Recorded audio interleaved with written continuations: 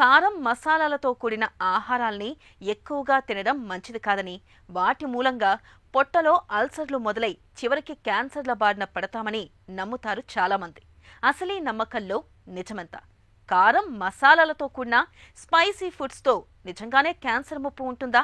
ఆసక్తికరమైన ఈ విషయం గురించి డాక్టర్ ఏం చెబుతారో ఇప్పుడు విందాం.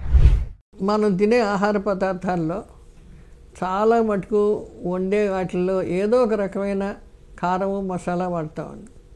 కారం మసాలా ఎంత మంచిది అంటే మనకి రుచికరంగా కావాల్సినంత కారం వాడచ్చు.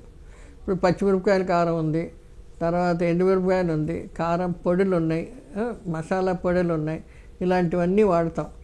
ఎక్కువగా ఈ మసాలాలు చెక్క, లవంగాలు, తర్వాత ఈ మసాలా దినుసులు, బిర్యానీ ఆకులు ఇలాంటివన్నీను, తర్వాత పువ్వు అని ఇలాంటివన్నీ చాలా వాడుతుంటాం. బిర్యానీలు అవి చేసేటప్పుడు వాడుతుంటాం.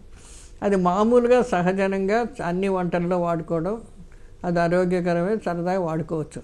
కానీ ఏమైపోతుందంటే ఈ మసాలాలు ఇప్పుడు సిన్నమన్ టీ అంటాం, సిన్నమన్ బిస్కెట్లు అంటాం. సిన్నమన్ అంటే దాచిన చెక్క, దాచిన చెక్క బిస్కెట్లు, దాచిన చెక్క వేసిన కేకులు, తర్వాత దాచిన చెక్కతో టీలు, కాఫీలు ఇవన్నీ వాడతాం అనమాట. ఇవన్నీ ఏంటంటే కొన్ని రకాల జబ్బులకు ఉపయోగపడతాయి. కొన్ని రకాల క్యాన్సర్లు రానివ్వు, కొన్ని రకాల జబ్బులు రానివ్వు.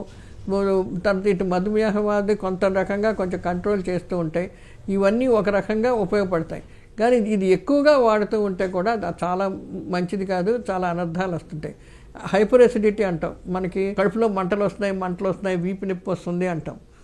ఎసిడిటీ అంటాం. ఈ ఎసిడిటీ ఎక్కువగా రావడానికి ఈ మసాలా సరుకులు ఎక్కువగా వాడడం వలన వస్తూ ఉంటుంది. ఏదైనా ఎక్కువగా వాడుతూ ఉంటే మంచిది కాదు. ఇది చాలా మటుకు డైజెషన్ దెబ్బతింటుంది, తర్వాత ఎసిడిటీ వచ్చేస్తుంది. ఇలాగా కొన్ని రకాల అల్సర్లు రావచ్చు. ఎసిడిటీ ఎక్కువైపోయిన కొద్దికి అల్సర్లు వచ్చేస్తాయి.